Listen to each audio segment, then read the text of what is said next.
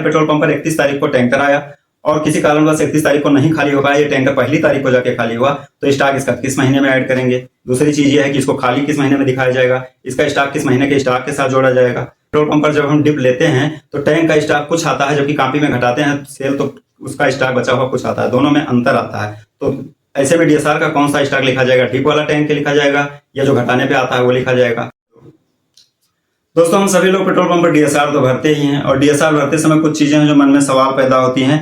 एक भाई का कमेंट आया था, उनको बहुत बहुत धन्यवाद, बड़ा अच्छा सवाल है उनका कि हमारे पेट्रोल पंप पर 31 तारीख को टैंकर आया और किसी कारणवश 31 तारीख को नहीं खाली हो पाया, ये टैंकर पहली तारीख को जाके खाली हुआ, तो स्टॉक इसका किस महीने में ऐड करेंगे।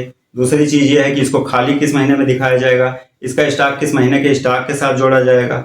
दूसरा एक कमेंट आया था कि पेट्रोल पंप पर जब हम डिप लेते हैं तो टैंक का स्टॉक कुछ आता है, जबकि कॉपी में घटाते हैं सेल तो उसका स्टॉक बचा हुआ कुछ आता है, दोनों में अंतर आता है। तो ऐसे में डीएसआर का कौन सा स्टॉक लिखा जाएगा, डिप वाला टैंक के लिखा जाएगा या जो घटाने पे आता है वो लिखा जाएगा। इन सभी चीजों के बारे में आप जानेंगे। इसके साथ ही और कई सवाल हैं जो पेट्रोल पंप से जुड़े हैं डीएसआर से संबंधित, इनके बारे में भी जानेंगे, लेकिन उसके लिए आगे वीडियो आपको देखना होगा। वीडियो इसको बिल्कुल मत कीजिएगा। नमस्कार, मैं हूं संदीप पांडे और आप देख रहे हैं द ऑलराउंडर चैनल। चैनल पर नए हैं तो चैनल को सब्सक्राइब कर लीजिए और वीडियो पसंद आए तो लाइक कर दीजिएगा, क्योंकि इस पेट्रोल पंप से जुड़े हुए सारे सवाल इस चैनल पे मिलते रहते हैं। तो चलते हैं वीडियो पे आगे बात करते हैं।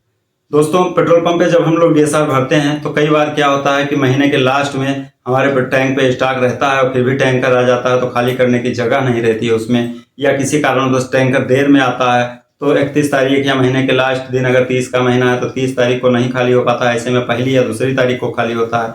कई बार हमारे अधिकारी जबरदस्ती टैंकर भेज देते हैं, टैंक में जगह न होने की वजह से 2 दिन बाद खाली होता है।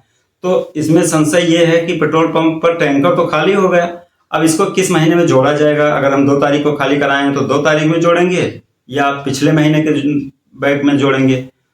तो इसके लिए जवाब इसका ये है कि अगर पेट्रोल पंप पर हमारे टैंकर आया या वहां से चल चुका है, बिलिंग उसकी 31 तारीख को या 30 तारीख को हुई है, और अगर पहली तारीख को खाली होता है, 2 को खाली होता है, 3 को खाली होता है, मतलब 31 तारीख के बाद में किसी दिन हफ्ते के पहले दिन खाली होता है, तो उसको खाली तो उसी दिन कराएंगे और डीएसआर में भरेंगे भी उसी दिन, लेकिन उसका स्टॉक जो जोड़ा जाएगा वो पिछले महीने में जोड़ा जाएगा। डीएसओ रजिस्टर जो हम लोग स्टॉक रजिस्टर भरते हैं उसमें इनवॉइस नंबर डालेंगे, डेट डालेंगे, लेकिन रिसीविंग की डेट डालेंगे जिस दिन रिसीव हुआ है उसका, लेकिन वो रिसीव दिखाया जाएगा महीने के लास्ट में। जब सेल्स अफसर हमारे आते हैं या कोई अधिकारी आता है, इंस्पेक्शन रिपोर्ट बनाता है, तो उनको जो जैसे हम लोग टेस्टिंग जोड़ के देते हैं, अब तो ऑनलाइन स्टॉक है वो खुद ही निकाल लेते हैं, लेकिन अगर हमको जोड़ना है तो हम टैंकर भले पहली और दूसरी तारीख में खाली कराए हैं, लेकिन उसको रिसीव पहली दूसरी तारीख में जिस दिन हुआ है उस दिन होगा, उसका स्टॉक उस दिन जोड़ा जाएगा।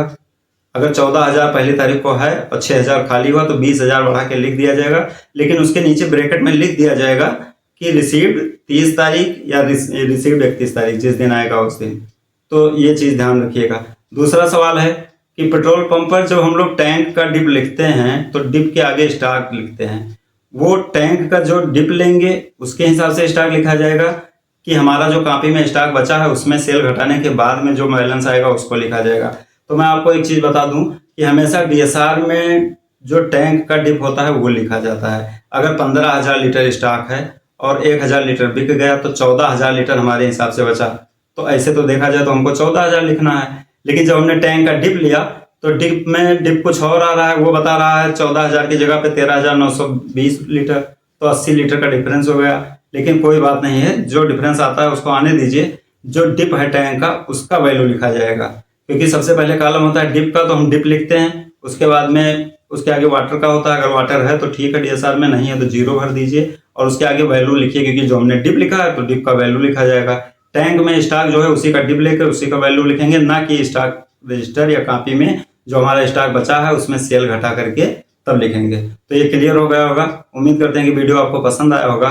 तो चैनल पर इसी तरह से बने रहिए, तो आगे अच्छी वीडियो देखने को मिलेंगे आपको पेट्रोल पंप से जुड़े हुए। अब तक के लिए वीडियो पर बने थे, इसके लिए आपको बहुत बहुत धन्यवाद।